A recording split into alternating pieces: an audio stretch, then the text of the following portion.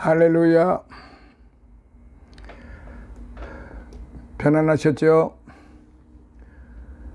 오늘은 지난 시간에 이어서 스가랴서 5장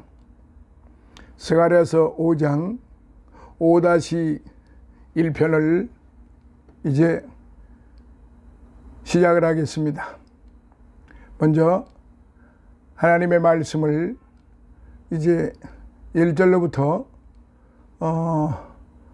오늘은 먼저 1절로부터 4절까지 말씀을 같이 읽으시도록 하시겠습니다. 시작. 내가 다시 눈을 들어 든즉 날아가는 두루마리가 보이더라. 그가 내게 묻되 네가 무엇을 보느냐 하기로 내가 대답하되 날아가는 두루마리를 보나이다. 그 장이 20규빗이요 광이 10규빗이니라. 그가 내게 이르되 이는 온 지면에 두루 행하는 저주라. 무릇 도적질하는 자는 그 이편 글대로 끊쳐지고 무릇 맹세하는 자는 그 저편 글대로 끊쳐지리라. 만군의 여호와께서 가라사대 내가 이것을 발하였나니 도적의 집에도 들어가며 내 이름을 가리켜 망령되이 맹세하는 자의 집에도 들어가서 그 집에 머무르며 그 집을 그 나무와 그 돌을 아울러 사르리라 하셨느니라. 아멘. 예, 이제 5장 1절에 있는 말씀부터 4절까지를 먼저 살펴본 뒤에 말씀을 드리기로 하겠습니다. 1절. 내가 다시 눈을 든즉 스가랴 선지자가 본 6번째 환상이 시작이 됩니다. 선지자는 여기 환상 가운데에서 활짝 펼쳐진 두루마리가 하늘을 날아가는 모습을 목격하였는데요.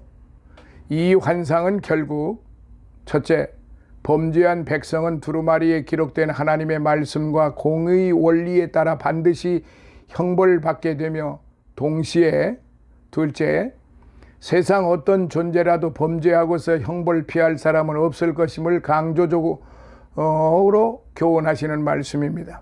두루마리, 하나님의 말씀이 기록된 양피지 가죽 경전인데 이 성경은 두루마리 책 형식으로 이루어져 있습니다. 자, 2절에 보니까 장이 20규빗, 광이 10규빗, 두루마리의 길이가 9m, 폭이 4.5m라는 말입니다. 1규빗은 대략 45cm입니다. 이 치수는 솔로몬 성전의 성소 크기요 또한 솔로몬 행각의 크기며 번제단의 크기와 일치합니다. 자, 이렇게 펼쳐진 두루마리 치수까지 정확히 언급된 것은 어떤 영적 의미를 주기 위함인 듯합니다. 그 의미는 이제 전반적으로 이 스가랴서를 강해를 하는 데 있어서 스가랴서에서 이제 말씀이 증거되는 그 부분을 전체적으로 이렇게 참조하시면 되겠습니다. 3절에 온 지면에 두루 행하는 저주, 즉 두루마리의 저주와 심판의 규례가 기록되어 있음을 암시하는데요. 한편 이 두루마리가 유다 땅 전역을 두루 날아가는 것은 하나님의 백성이라 할지라도 범죄한 자는 예외 없이 심판의 형벌을 피할 수 없음을 가르치고요. 도적질하는 자, 맹세하는 자, 즉 많은 죄악 가운데에서 당시 이 두 가지 죄악이 가장 만연했던 듯합니다. 그러나 한편으로 도적질은 인간 사이에서 가장 쉽게 행해지는 죄악으로 인간들 사이의 범죄를 대표하고 거짓 맹세는 하나님 앞에서 범하기 쉬운 가장 흔한 죄악으로 주를 향한 범죄를 대표합니다. 따라서 이는 결국 모든 범죄를 통칭한다 할 수 있다. 통칭한다 할 수 있겠다. 이렇게 보는 것입니다. 자, 4절에 머무르며 범죄하는 자를 향한 하나님의 심판이 얼마나 무섭고 준엄한지를 보여주는데요. 하나님은 그저 이례적으로 심판하고 끝내시는 것이 아니라 범죄자의 집에 계속 머무시면서 그 죄악에서 완전하게 돌이킬 때까지 벌하시겠다고 이렇게 하신 겁니다. 그리고 그 나무와 그 돌을 사르리라 그랬는데요. 하나님의 형벌이 맹렬히 타는 불에 비유되는 것은 하나님의 심판 앞에서 아무도 살아남거나 건질 수 있는 것이 아무것도 없음을 강조하기 위함입니다. 정녕 하나님은 자비하고 긍휼이 많으신 분이시라 할 수 있으면 모든 죄인들이 죄에서 돌이켜 구원받기를 원하시지만 끝까지 범죄의 길에서 돌이키지 않고 죄악 가운데 머무르는 자는 벌하시고 철저하고 잔혹하게 심판하신다는 말씀인데, 베드로후서 3장 9절로부터 10절을 참고하시면 되겠습니다. 자, 5절로부터 11절까지를 다시 같이 읽으시도록 하시겠습니다. 각 절수는 이게 이 말 11절까지 끝나고 말씀, 그러니까 이제 5절서부터 11절까지 마무리를 하고 종합해서 말씀을 드리기로 하겠습니다. 5절로부터 11절까지의 말씀은 에바 안에 앉은 여인 환상입니다. 에바 안에 앉은 여인 환상. 자, 5절로부터 봅니다. 시작. 내게 말하던 천사가 나와서 내게 이르되 너는 눈을 들어 나오는 이것이 무엇인가 보라 하기로, 내가 묻되 이것이 무엇이니까? 그가 가르되 나오는 이것이 에바니라. 또 가르되 온 땅에서 그들의 모양이 이러하니라. 이 에바 가운데에는 한 여인이 앉았느니라 하는 동시에 둥근 납 한 조각이 들리더라. 그가 가르되 이는 악이라 하고 그 여인을 에바 속으로 던져놓고 납조각을 에바 아구리 위에 던져 덮더라. 내가 또 눈을 들어 본즉 두 여인이 나왔는데 학의 날개 같은 날개가 있고 그 날개에 바람이 있더라. 그들이 그 에바를 천지 사이에 들었기로 내가 내게 말하는 천사에게 묻되 그들이 에바를 어디로 옮겨 가나이까 하매 내가 이르되 그들이 신할 땅으로 가서 그를 위하여 집을 지으려 함이니라. 준공되면 그가 제 처소에 머물게 되리라 하더라. 1절로부터 11절까지 있는 말씀인데 먼저 5절 6절을 다시 살펴보겠습니다. 에바, 곡물이나 과일 등 고체 양을 측량하는 부피 단위를 말하는데요. 1에바는 22리터, 그러니까 우리 해석으로 하면은 12대를 말하는 것입니다. 그리고 에바는 부정직한 상거래와 관련하여 수없이 언급되는 단어인데 그들의 모양이 이러하니라. 그들의 모양이 이러하니라. 그러니까 에바는 유대의 거짓된 자들을 상징한다는 뜻입니다. 그리고 7절, 한 여인, 흔히 범죄하는 백성은 음녀나 악한 여인에 비유되었습니다. 여기서는 범죄하는 유다 백성을 상징하고요. 둥근 납 한 조각, 즉 여인이 들어있는 에바의 뚜껑입니다.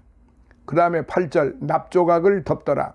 납조각은 원어상 납저울인데요. 하나님은 이 측량 기구를 가지고 에바의 뚜껑을 삼아 여인을 꼼짝 못하게 덮어버렸습니다. 즉 이 여인은 자신이 가진 납저울로 남을 속이고 부정하게 행동하다 결국은 자신의 납저울에 꼼짝 못하고 큰 형벌을 받게 되었습니다. 9절, 두 여인, 에바를 신할 땅으로 들고 갈 천사를 가리키고요. 10절과 11절, 신할 땅, 최초의 인간들이 바벨탑을 쌓은 땅이죠. 바벨론 땅을 가리키는 겁니다. 바벨론은 성경에서 종종 죄의 도성, 우상의 도시, 영원히 형벌받을 처소로 간주되고 있습니다. 자, 이렇게 이제 1절로부터 11절까지 각 절마다 살펴보았습니다. 자, 다시 하나로 묶어서 이제 말씀을 드리기로 하겠습니다. 사랑하시는 성도 여러분, 성전 재건을 독려하고 완성될 하나님 나라의 비전을 제시해 주었던 순금 등대 환상과 두 감람나무 환상에 이어 여기 5장에는 범죄하고 타락한 이스라엘을 향한 하나님의 진노의 심판을 강조한 두 환상이 제시되고 있어요. 즉 본장에는 6번째 환상, 곧 날아가는 두루마리 환상을 통해 이스라엘의 두 대표적인 죄악, 도적질, 거짓 맹세 등에 대한 하나님의 징계 의지를 나타내 주고요. 1절로부터 4절. 7번째 환상, 곧 에바 가운데 있는 한 여인의 환상을 통해 죄악이 결단코 숨겨질 수 없다는 것과 하나님 앞에서 온전히 드러나고 말 것을 나타내 주고 있는 말씀인데 5절로부터 11절이죠. 한편 이 같은 환상이 제시된 목적은 무엇일까요?